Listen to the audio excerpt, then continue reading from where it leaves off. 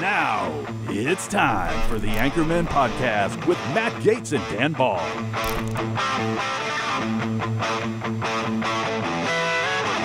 Welcome back to the Anchorman program. I'm Matt Gaetz, host of the Matt Gaetz Show here on One American News. You can catch us 9 o'clock Eastern, 6 o'clock Pacific, and I am joined by some incredible guests. One of our anchors here at One American News. She hosts the 2 o'clock Eastern and the 4 o'clock Eastern program, Stella Escobedo. Stella, thank you for helping us to continue to break the gender barrier here on Anchorman. I love it. We were talking right before this. I'm like, who just wants to hear like men speak? Like, you need the women on your show. So this is awesome, but I love both of you, so no offense.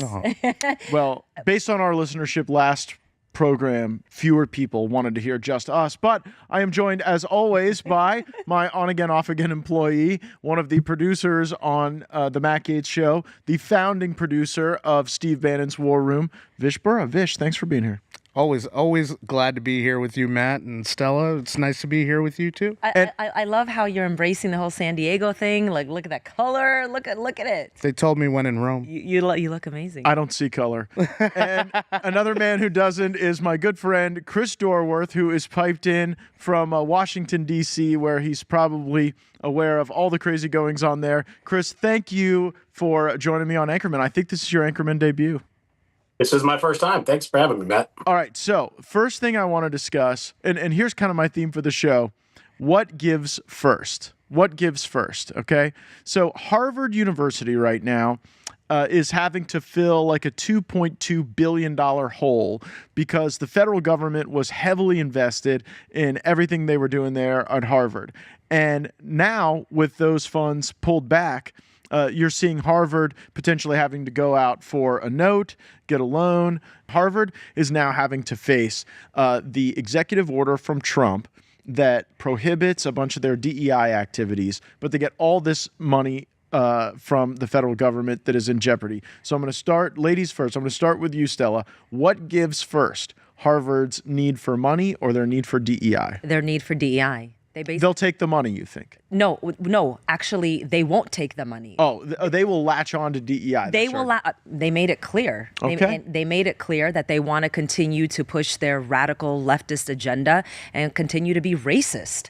Literally, they had Harvard, I don't know if you guys saw, they had segregated graduations. And the only people who didn't have their graduations were Jews and whites.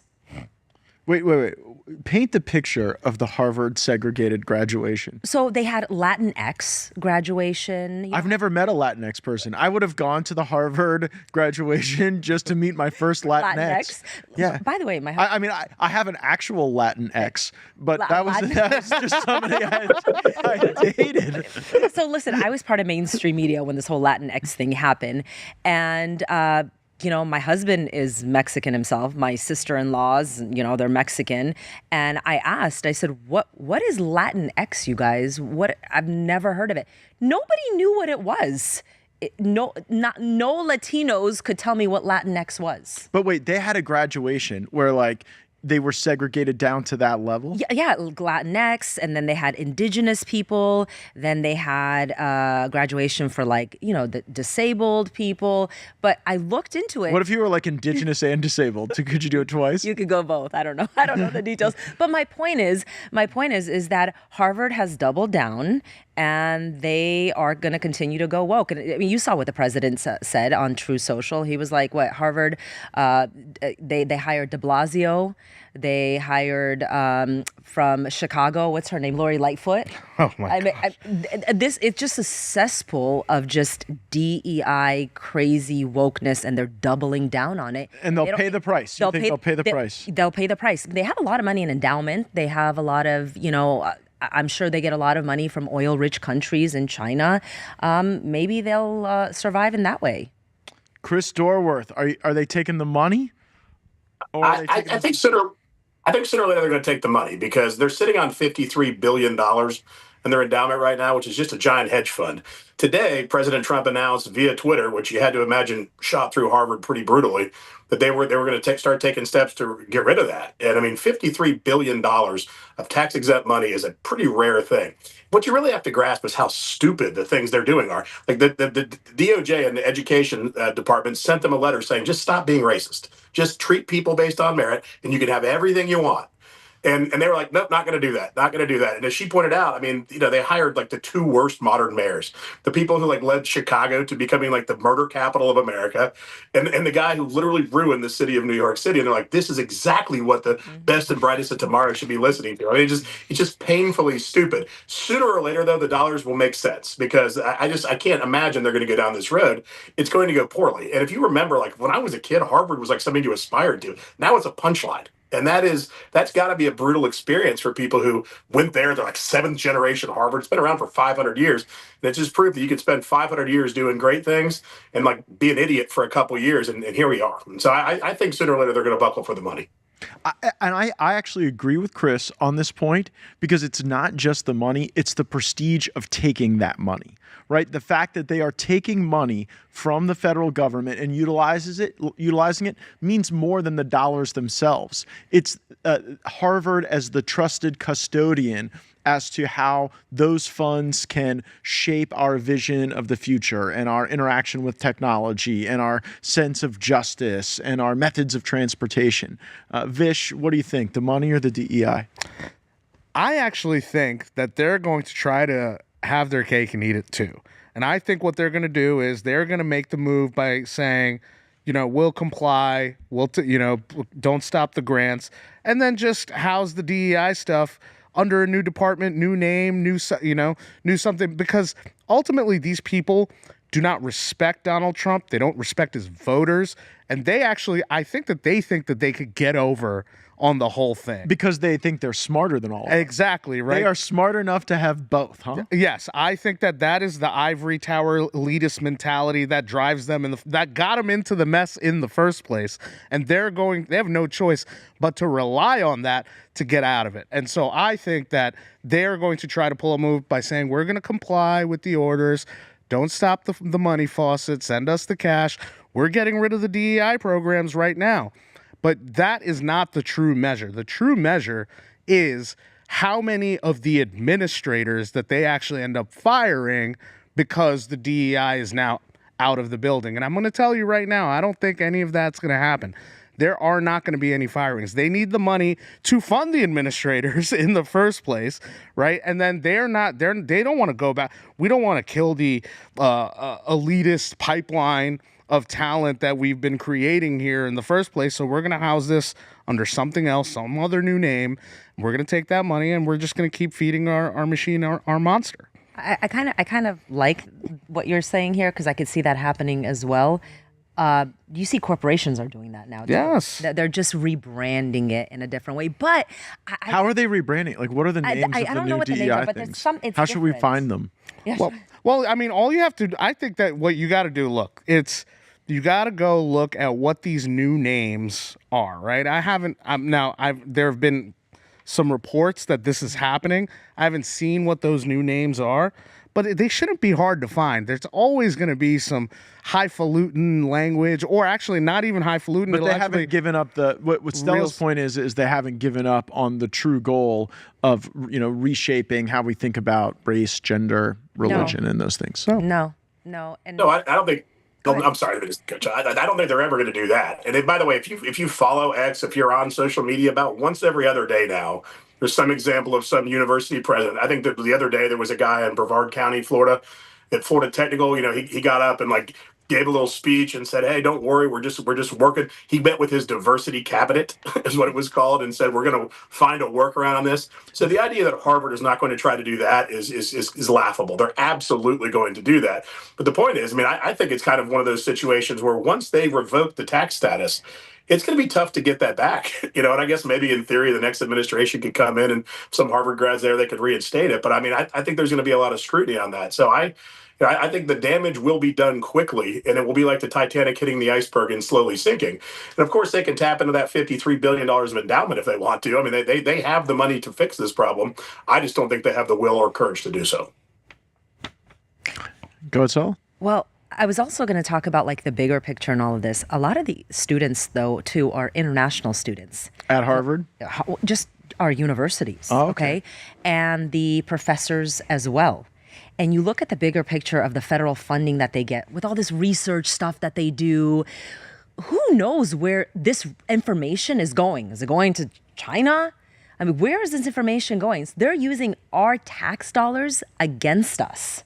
We've globalized higher education in the United States. We've, just like everything else, just because like our elections have become globalized, our economy has become globalized, our tech has become globalized. Our institutions. Even our higher ed institutions have become globalized. Well, that's because, and here's the other thing, what's devious about the internationalization, the globalization of that, it's not because there's some tremendous love from Harvard to these international kids. The real reason they want them there is because they pay full tuition, not state tuition, not scholarship, nothing. They pay the full dime to go to these universities, and they can charge these foreign students the full price. And Wait, that but is By the way, with the educational product that they're putting out, maybe that's our grift on the world, is we're selling you our overpriced, crappy higher ed product. Like, Chris, I think about the generations of Floridians that benefited off of the Florida prepaid program. And the deal was you could pay along the way, lock in the price of higher education when your kids were born. And that way, by the time they were old enough to go to college, you'd obtain this great value by locking in a low price.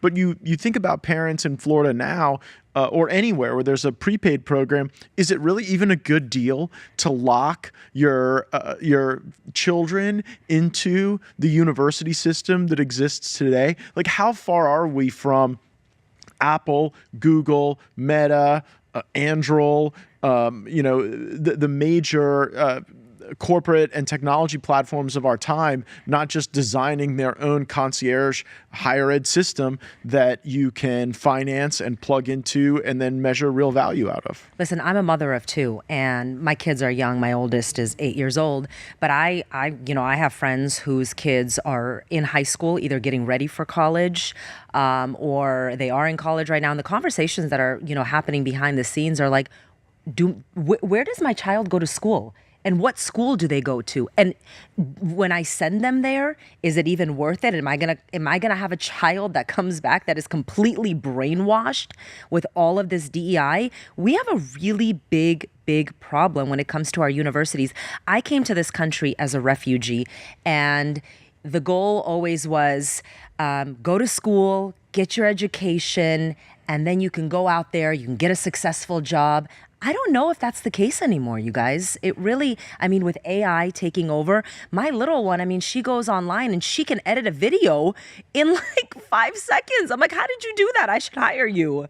Yeah, I'm convinced I'm totally replaceable by AI. Yeah. Almost anything I do could be replaced by AI. Chris, do you think that higher ed as a prospect is still a value proposition going forward, or is this sense of disorientation that Stella just described parents feeling gonna create a lot more fragmentation in that market?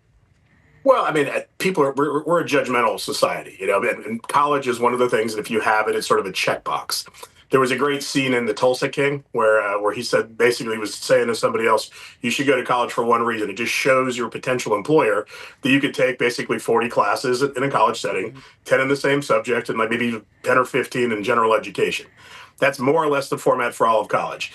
Just this last week, Palantir said, we think that college is sort of unnecessary. If you're the best and brightest, if you're the kind of person that maybe 10 years ago would have applied to Harvard, and then gone there, racked up $300,000 in debt, and then, gone on.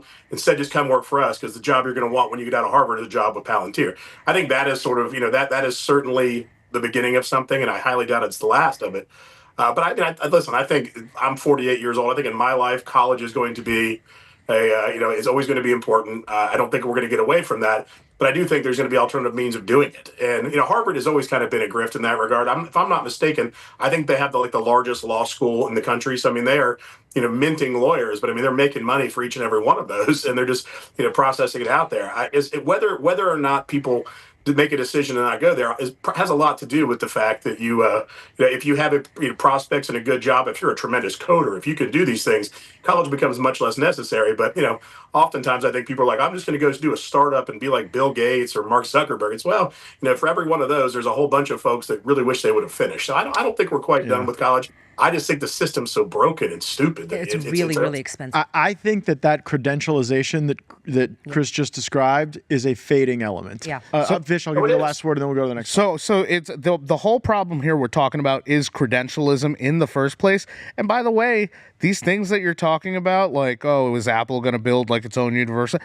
It's actually already been built. There are places like Coursera you can go to. Udemy is another platform that's basically, serves up content that is, lessons with lessons plans and everything in between. And actually, those lessons are taught by the number one people in their space, right? The logic or the paradigm has always been that if you're the best in the subject, you go and do the thing. If you're the middle tier in the subject, you're the marketer or maybe the politician. But if you graduate in the bottom third, and don't take it personally, if you graduate in the bottom third of that subject, you go and teach the subject. That has been the paradigm, right?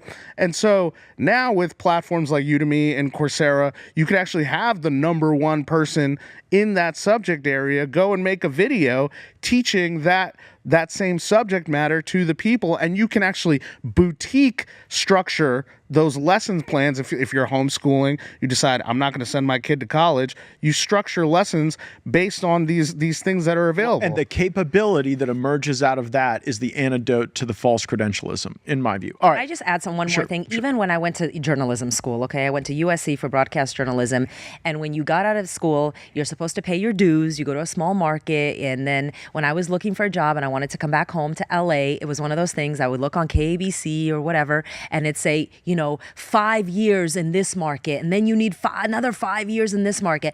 Nowadays, I'm looking at these young people. They come straight out of school. First of all, they can't even get people into these newsrooms anymore, like the small market newsrooms, because first of all, they're coming out of school. Their technology, the way they use, the way they edit, the way they write, the way they do things is way different than the way we used to do it. And better. And much better. And so I sit back and I go, man. No, go ahead. So basically, it's a whole different world we're living in. Yeah. And I think that there's great possibility in it. But I think we have to get through the inefficiencies that are presented with the false credentialism. Okay. So this next topic that I'm dying to chat about, we saw internet videos go viral of these Chinese manufacturers and not selling fake Hermes or Dolce & Gabbana, but they are the actual manufacturers of these multi-$1,000 pieces of accessories, and they are selling them right before the brand goes on, like I guess the H for Hermes or the DG for Dolce & Gabbana. And I want to play what we've seen from that for our viewers, and then have everybody react to the dynamic and that's going on. So go ahead and play that spot. I will tell you 30 luxury brands. Some of their products are made in China. Ralph Lauren, Armani, Nike, Dior, Lululemon, Apple, Michael Kors, Coach, Calvin Klein, Prada, Celine, Swarovski, Adidas, The North Face, Rimowa, Levi's, Burberry, Versace, Chanel, Cartier, Ferragamo, Timberland, Yves Saint Laurent, Victoria's Secret, Puma, Uniqlo, Disney, Max Mara, Givenchy. The producing cost is only 1/10 of its price. And so they're using that as a platform to go and sell these things. Your take, Stella. So it's funny that you bring this up, because my feed on social media is full of these videos. And my mom calls me and she's like, did you see they're putting out these videos like crazy. I mean, this is intentional by China, obviously. Is there big adoption with like American white women to go and buy these luxury brands in this way? So my mom, she's like, oh my goodness, was all of my stuff made in China? And I got to be honest with you, I don't believe that the Hermes bag, I really don't. You can tell the quality. The Louis Vuitton stuff, I mean, you've seen it like on the streets of New York and stuff like that. Like, oh, I've seen you actually took my punchline there. I was gonna say there's nothing that I've seen there so far that I haven't seen on a street corner on Canal Street in Chinatown. But it's, right? I bought one of those one of those purses from the Canal Just Street. one? Just yes, and it's not even close, you guys. It's not. I don't believe. I think this is China's way of attacking our brands, attacking us. This is information unrestricted warfare, according to that's you. what I think this is, and going like, hey, people, everything you guys have been buying from your $100 Lululemon pants to your $1,000 purses comes from China, but that's not verified. I mean, okay, so you're actually believing this is a deep fake. The definition. Well, yeah, okay, but this is a scheme to I think this is China. Conceal. All right, Yes. Vish, are you going along with that? I think Stella is right about that. This being a form of information warfare, but I think it's information warfare because they are getting desperate in China to kind of turn off this trade war, this tariff war, and I think that what they're trying to do is basically tell the American public, especially the women who love a lot of these products, that, hey, like, you can come buy direct from us and you could save money. You don't have to go and pay these people thousands of dollars and whatnot. You could come buy direct from us. Look, it looks the same and everything. And I think it's a way to fly to China and come get a direct. No, then you just go on their website, a Temu version. But don't you have to pay the tariff taxes then? Well, I think that they are going to find a way to try to get these products into the. How do those bags get to Canal Street in New York? It's the same way. Right? Like there is a crate somewhere or a shipping container that's on a boat hitting the port in New Jersey that is unaccounted for, filled with this stuff that gets off the boat and finds its way to Canal Street. So, but Stella says that's not the same stuff. And so what I believe, I am sensing a different motivation here. I think that growth has slowed in China substantially. The working conditions there have gotten very bad. We've seen riots, protests at a lot of these factories, and the workers have had enough. And they've seen enough of capitalism in what they're able to access in the information space, and they're out there selling. And what's actually giving here is the corporatized CCP control over the labor force. And what is pushing through that is an entrepreneurial spirit to have a side hustle. Interesting. Okay. I think that there is some part of that is true, but my thing is that China is not going to let out anything, especially in the information space, that they don't approve of. I agree with you. So like China wants this information out. They want these videos going viral on TikTok. They want to. It's a form of demoralization that I think that they want to try and take place. Like, listen, you're getting it. Is it a targeted strike on our elites then? Yeah, it is. Yeah. My mom, I mean, like, she's an immigrant to this country and she's on social media and she's calling me and she's like, is all my stuff fake? Is all my stuff from China? But do you think that they can build an apprehension or a concern within this country? Yeah, I think with it's people. working. It's like, oh no. Yeah, no, I am not going to get my Timberlands. No, but it is working because we hear stories about like, hey, your pants that you're buying, let's say Lululemon or whatever, have chemicals in there or whatever. It's building this apprehension to people being like, okay, so where am I getting my stuff from? Is this really real? Like, why am I paying so much money for this? By the way, there was an article that came out. I don't remember if it was like the New Yorker or something like that. This was like a couple of years ago. There's this like a whole community of like wealthy, influential women in New York who compete, who can have the best fake Hermes. Not because they can't go out and buy it. It's because but why spend that much money if I can get a really good one for $500? Like winning money in a casino is better than earning it at work. It's a thing that is going on in communities. Yeah. We needed this perspective on this. Oh yeah, well now a lot of my friends from out of town, out of state, or overseas, they come when they visit me in New York. They're like, "Take me to Canal Street." I'm like, really? Why? And it was like, "Oh, I want to go get one of those fake bags because where I'm from, they're unlikely to be able to tell the difference, right?" And so I think that there's definitely That place is Alabama. I mean, well. So you're from that region. I love those are our people, but I do think it is a demoralization thing because I think what they are trying to do is basically say, look, America and women who buy these products mostly, but all of you, I got my Tiffany sneakers on right now. No matter what, whether you're paying $100 for it directly from China or $1,000 for it in America with the brand slapped on it, it is made in China, and it will remain that way. Right? That's what I think that they are trying to meme. So end the trade wars because it's not moving from here, period. That's what I think the message is. And all right, Chris Dorworth, back with us here. What do you make of these desires to push out these videos with these workers selling the designer stuff just without some of the key branding on it? Stella and Vish say that is straight up CCP information warfare that the Chinese Communist Party is doing to get our elites to beg to get rid of the tariffs. My belief is that to some degree it is the entrepreneurial spirit of some of these folks busting through the corporatized control. Where do you fall on it?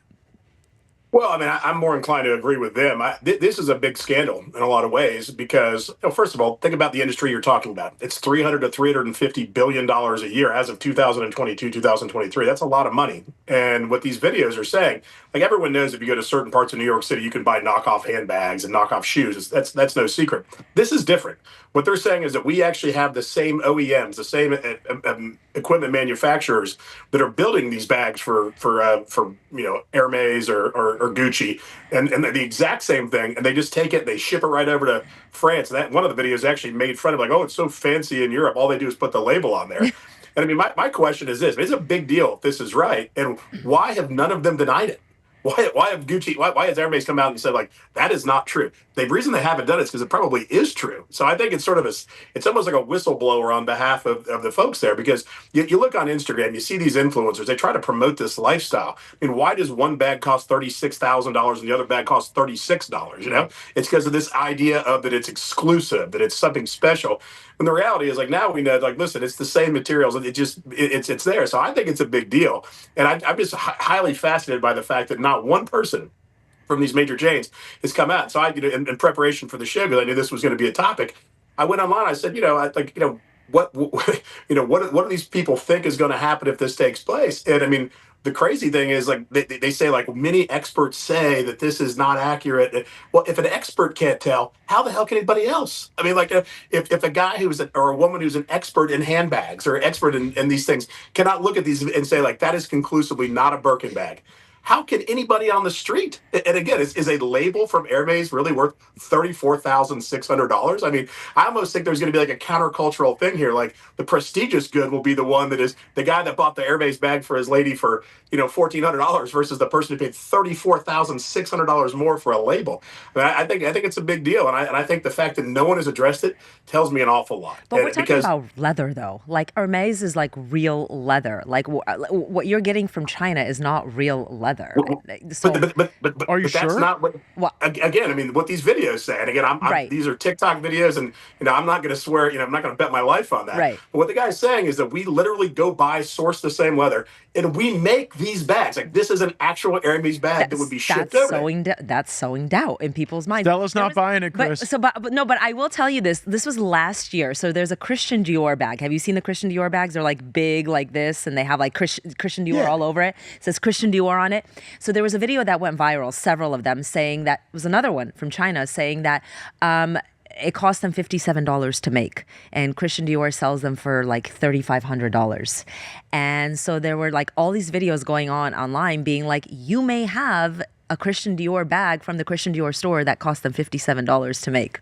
So this was a conversation that was But see, happening, like, Vish last year. is the one person in this conversation who would actually be willing to pay the extra thousands and thousands of dollars for the Hermes H. Hell yeah. You are not among those who will be in Chris Dorworth's countercultural movement against the fake credentialization of the branding. So you're against credentialization in higher education, but you are totally for it in high fashion. Why? Well, the statement that's the statement itself, right? It's to be like, yeah, I dropped the cash on this for that H, right? Because You want them to know you spent the money. Yes, absolutely. How do we know you spent the money? You can just say it. I mean, okay, if I have to carry it, see, that's why I keep the stickers on the hats, right? Because people will ask the question, oh, how do I know you paid for it? Because look, this is the official, that little holographic little thing that is official from MLB. Kinda like Nobody, fake Chanel. Who is looking at you from that angle? Yeah.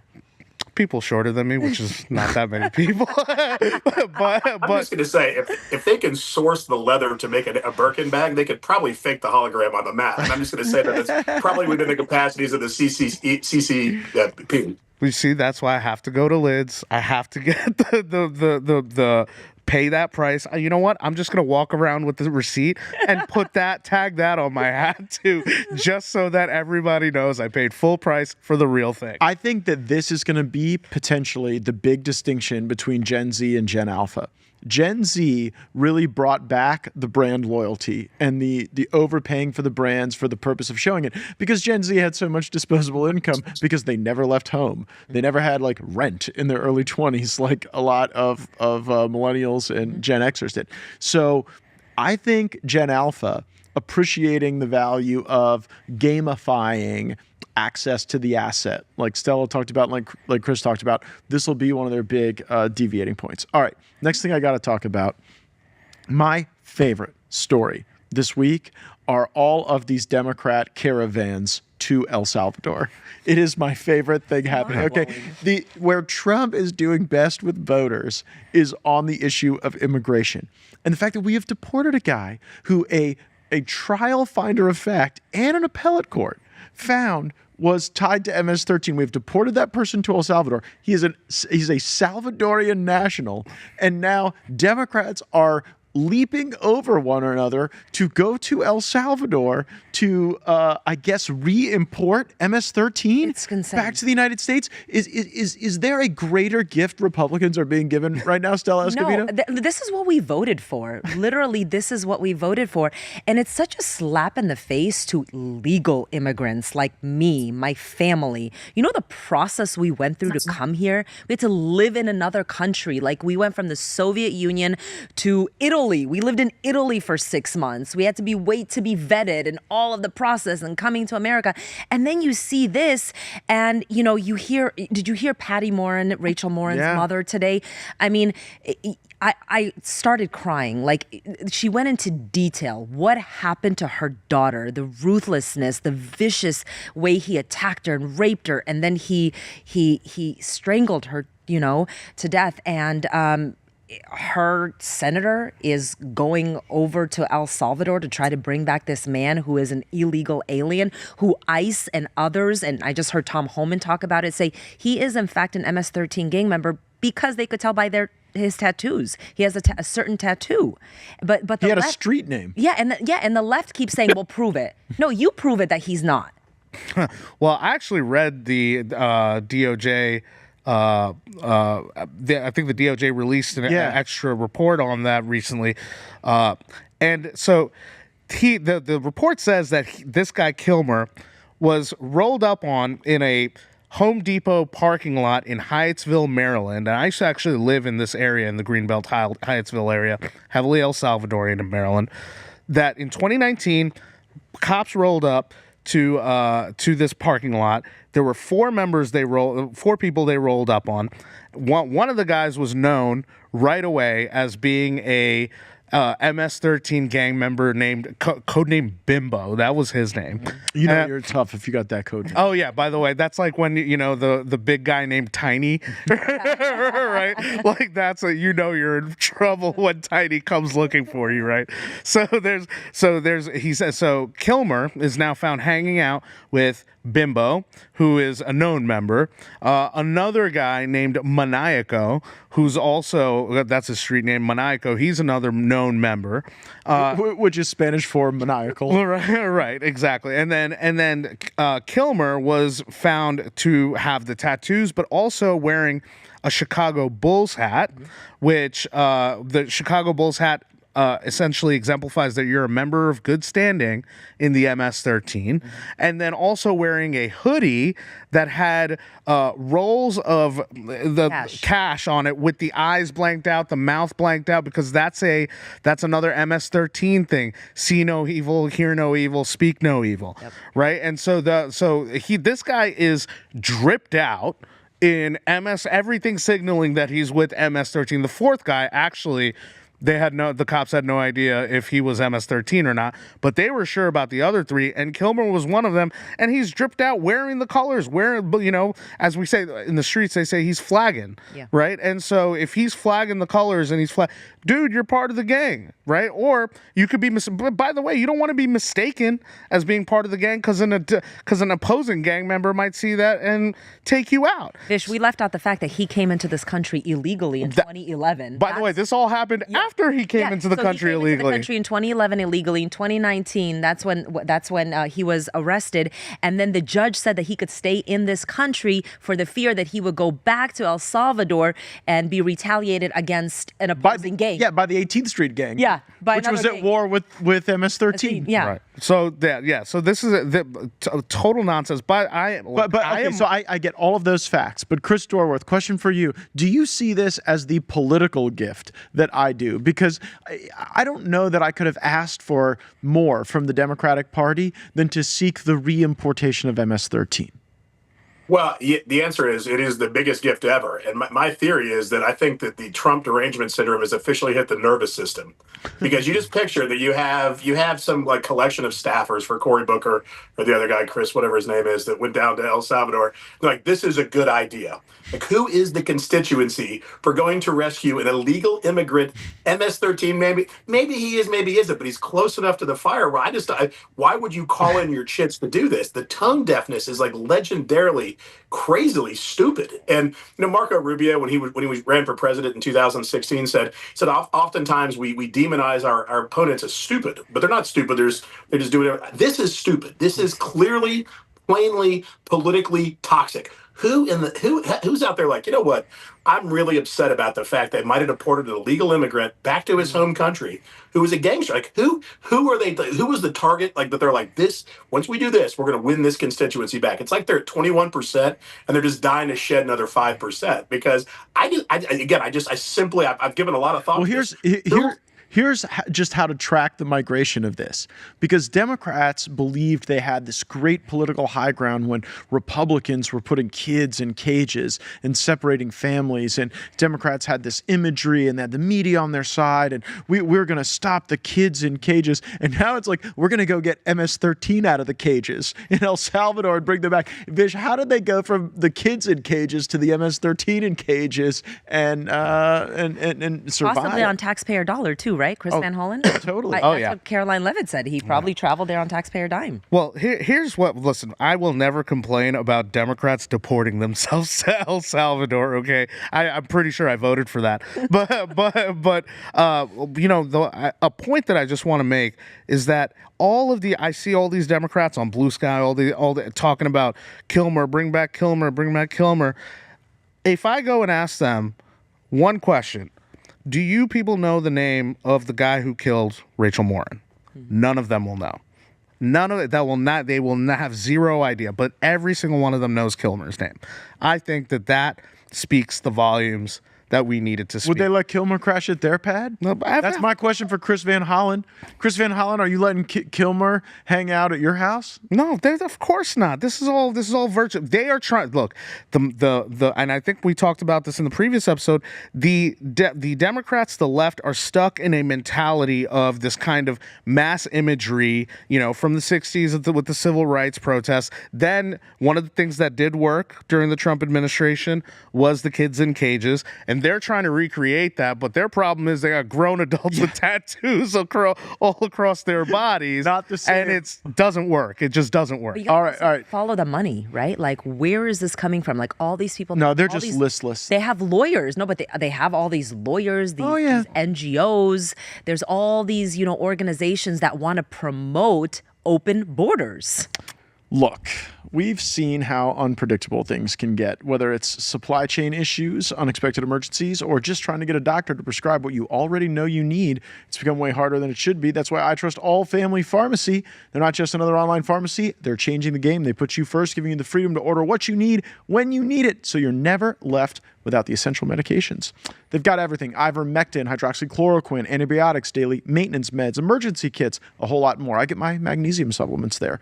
Over 200 medications are ready to ship. Yes, you can order in bulk. Be prepared. Their process is simple. Just fill out a form online, and then one of the licensed doctors gets you the prescription you need, and the meds are shipped right to your door. No insurance required, no hassle, no more waiting around or being unreasonably limited in your options. That's what real medical freedom looks like. You're in control, just as it should be. Stock up today. Make sure you get your meds on hand. Go to allfamilypharmacy.com/Matt. Code for 10% off your next order. Trust me, these are folks doing it right. All right, last thing I want to talk about. I believe we are setting up for a circumstance in our politics where Republican officials are going to have to be willing to face contempt of court from judges. Judge Bossberg found this week that there's probable cause to hold Trump administration officials in contempt. Judge Bossberg was trying to conduct the foreign policy of the United States by dictating when we were at war and who could be deported. And I actually think this is going to have to be the new litmus test going forward. You and I know a lot of people in D.C. right now who are still getting those jobs at the operational level of the United States government. And I think they need to look themselves in the eye and say, you know what, it might be me standing in front of some Judge Bossberg one day saying, that's right, I gave the order for the planes to take off and for the illegal immigrants to be deported while the United States is enduring this war. Are we up to that moment, Vish, in this movement today? I'm surprised. I would be surprised if anybody didn't realize we were in that moment in the first place. When Roger Stone was getting prosecuted, when Navarro went to jail, when Steve Bannon went to jail, I walked him to prison, right? Like this has been happening even before we got there. Now we're in. Everyone's resting on their laurels, thinking that it's all over. Everyone's just going to comply. And no, the judges are back in your face, in your grill, ready to hold. Now you got Boasberg ready to put people in contempt and, maybe stick the marshals on them, however it is that they make that happen to get those people in jail. But every single one of those people, they should have known that this was the question that they were going to be asked, and they should have had an answer for it already. And so, yes, this is a real thing that these people are going to have to face, and they got to be ready for it and stand proud and say, I am here to serve my country, serve my president. I did as directed. I remained loyal. I did not do any insubordination or anything like that. I was told to do this, and I did it, and I'm proud to do it. That's the reason why I'm in this administration, in this role in the first place. So that very litmus test, when applied to the left, seems to center around violence and vandalism and like the willingness to go and set a Tesla dealership on fire. We have seen people show up at the town hall meetings of Democrats angry, saying, why haven't you been arrested yet? Why haven't you engaged in violations of the law to stop Trump? So do you think that if on the right the litmus test is a willingness to defy a court order, to be held in contempt, is there a litmus test on the left right now where they want to see their leaders leading more aggressive violence or vandalism? But they've been like this with this violence and vandalism. Like, it's okay on their side. And it's so hypocritical. Like, they say one thing and then they do completely different thing. Like the fact that the mainstream media doesn't, talk about the fact that Teslas are constantly being set on fire. We have a Tesla, and the other day we parked the car, we walk out, and somebody keyed it. Somebody keyed the Tesla. Okay, I mean, don't they have cameras everywhere? They do have cameras. Did you get good footage? We're gonna check it out, but you haven't checked it out yet? No, I'm sure. And it's my husband's car. I don't drive it. Okay, all right. Now we understand. The thing for me with Teslas is I'm tired. I don't like charging the cars, so it's just like it's annoying. I want to be able to put gas in it. I find that you meet the most interesting people at charging stations. Well, like your community of fellow Tesla owners at a charging station. All right, but Chris, are you buying that the new litmus test on the right is will you defy a court order? The new litmus test on the left is will you go and burn down, or will you go key Stella's car while she's getting groceries? Mm-hmm. Let's take that in two parts. I mean, the first things first. It is clear to me that the progressive message has failed. That's the reason Donald Trump's in the White House. That's the reason the Supreme Court is overwhelmingly Republican, or I guess conservative in theory. We have a Chief Justice that's a little squishy, but I mean, it's a Supreme Court level. If you think about it, if Donald Trump had lost to Hillary Clinton, there would probably be a majority liberal progressive bench. Definitely. So we won that. We and the Congress is both Republican. So this is basically what they have left. This is the power lever that they have left. It's interesting to me, like when they say there's criminal contempt against the administration, why couldn't Trump just pardon him or commute it right away and be like, this is BS, moving on? I mean, it's not going to work, but it's clear to me that this is the final thing to fight over. And so, but Chris, I think they do it because they want to push this violation of norms narrative. I don't think they've given up on that. Well, I mean, what happens now is like federal judges, they in their respective districts, they appoint their own clerk, and it's just very clear there's some that are just wired to do it. So for some reason, every time a court case gets filed, this Boasberg guy tends to get it, and I don't think that's a mistake. I don't think it's a coincidence. I think it's very much game. I think the smart people in that party, this is what they're doing right now. The question is, when do we make the decision as an administration? When does Trump say, "I've just had enough of this. This is clearly obstructionist. It's anti-American behavior. It's treacherous, in my opinion." And when do we just say enough? Enough is enough. And my guess is that's coming soon because. But this is the way I think it comes to head. Like the reason I want to talk about it is the way I think it comes to head is by judges giving orders that patriotic administration officials are unwilling to follow because they adhere to the Constitution and the Article 2 powers are clearly delineated therein. And then the gut check is, does the power of the court's contempt function as a sufficiently compulsory tool to be able to win? Or is our ability to pardon, like you said, or our ability to control the federal marshals become what's dispositive? Well, the issue I have is that the Supreme Court is in the Constitution. All the subsidiary courts, they're all statutory functions. Bingo. If we have a Republican Congress, why are they not dealing with this? I mean, they could just get rid of it. They could take the power, but they don't, which is just very clear that they're in on it in my mind. So. So that's the first question. The second, wow, minute 46 for the hottest take of the show. Congress is in on the judicial coup, according to Chris Dorworth. What about impeachment? Well, why won't they fix it? All right, hold on. Well, we have to address this. We have to address this in like a lightning round. Stella, do you agree that Congress actually is for some of this judicial activity because it gets them off the hook from having to make tough decisions? Could be. I mean, why are we waiting for the impeachment proceedings? Like, what are we waiting for? All right, I got a could be out of Stella. Vish? Yes, just do it. That's the thing, right? Like what Nancy Pelosi was able to do with such a thin majority and get all these people to pass crazy bills and stuff, even when they were in the majority, astonishing. The fact that I don't care if it's a 1, 2, 3 seat majority. I don't care if you're never going to get the 2/3 votes to actually remove the guy. You got to put up the symbol.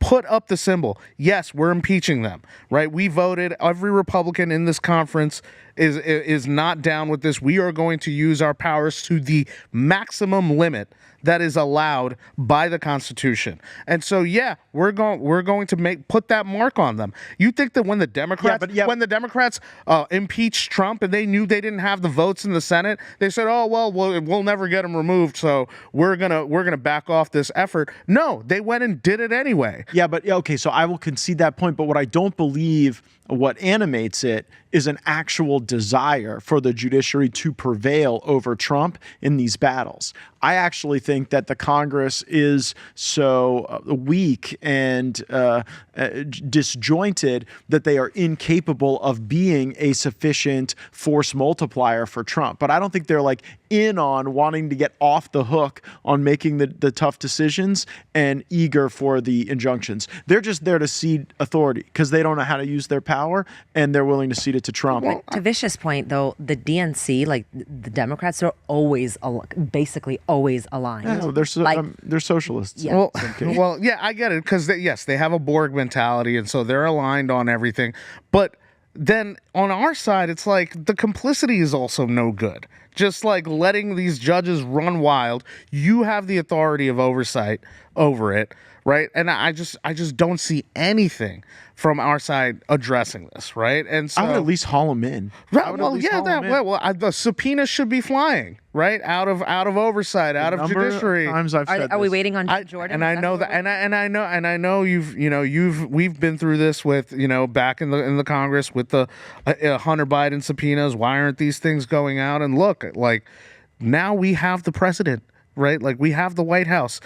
Theoretically, we have the Supreme Court. Where are the guns in the White House? I mean, I'm sorry, in the Congress. Where are they? Well, I just asked this question. The Supreme Court made what I thought was a horrible ruling, and it said that a district court can bind an entire national thing.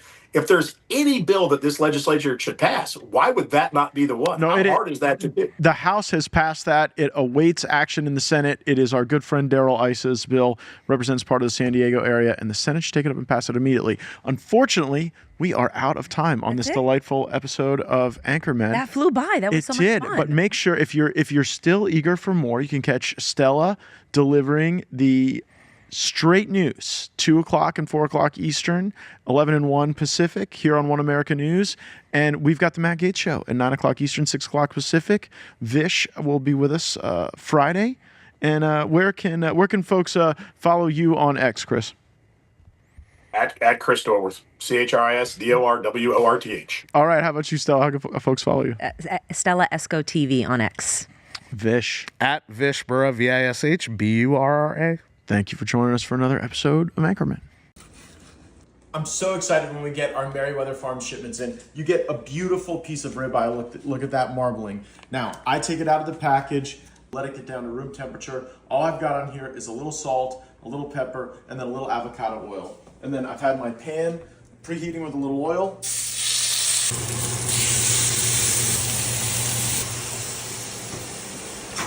Head to merriweatherfarms.com and enter